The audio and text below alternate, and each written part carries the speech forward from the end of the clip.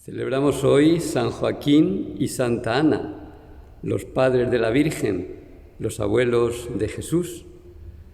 Felicitaciones a los abuelos, ustedes que con su experiencia y su sabiduría colaboran generosamente en la educación humana y religiosa de sus nietos.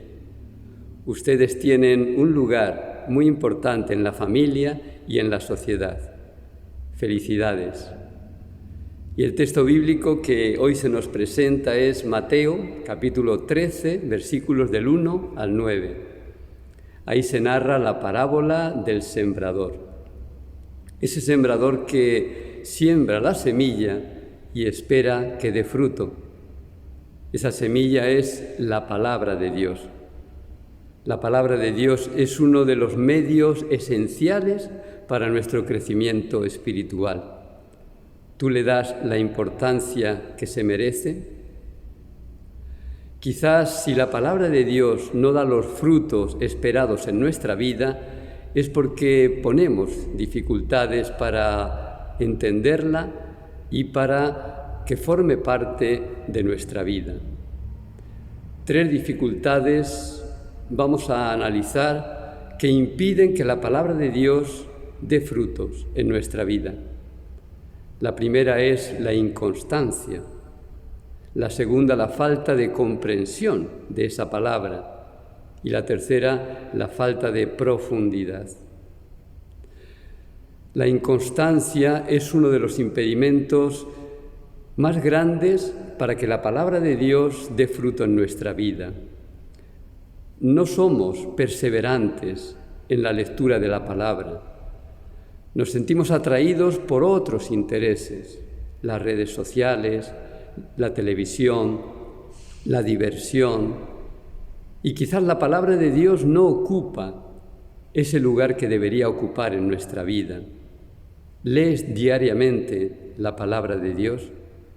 Así como te alimentas físicamente 3 veces al día, por lo menos, también deberíamos alimentarnos diariamente de la palabra de Dios. ¿Lo haces así?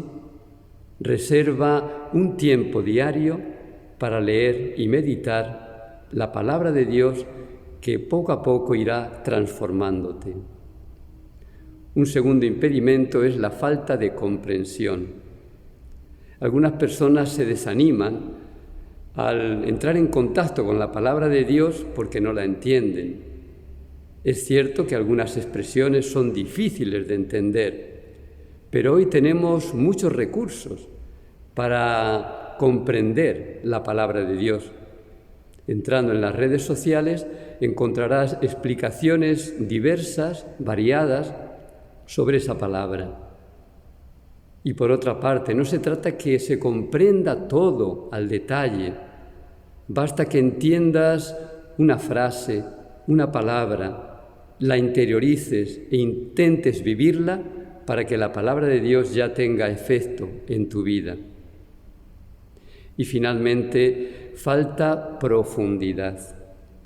A veces leemos la palabra de Dios como se lee una novela, cuando en realidad la palabra de Dios debe ser rumiada, meditada. Así como el alimento diario, para que nos haga bien, necesita ser bien masticado, bien digerido, así también, para que la palabra de Dios forme parte de nuestro ser, necesita ser meditada, rumiada, digerida. Cuando te acerques a la palabra de Dios, no tengas prisa. Hazlo con paciencia, dándote suficiente tiempo para interiorizarla, para meditarla, para que se haga carne de tu carne. De esta manera la palabra de Dios irá formando parte de tu vida y te irá transformando. Dime con quién andas y te diré quién eres. Si tú andas diariamente con la palabra de Dios, entras en contacto diariamente con esa palabra, tu vida se irá transformando. Esto es así, porque poco a poco En la medida en que vayamos meditando la palabra de Dios, nuestra persona se va identificando con aquello que leemos. Nuestra mentalidad va cambiando. Nuestros valores van siendo los valores de Jesús, los valores del Evangelio. Nuestras relaciones también mejoran, porque en la medida en que vamos integrando la palabra de Dios dentro de nosotros, nos sale espontáneamente comportarnos como ella nos dice. Medita diariamente la palabra de Dios.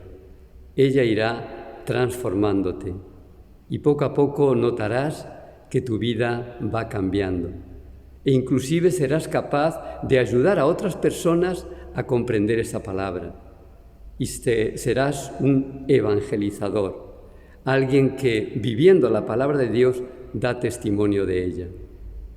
Que tengas un buen día, Dios te bendiga.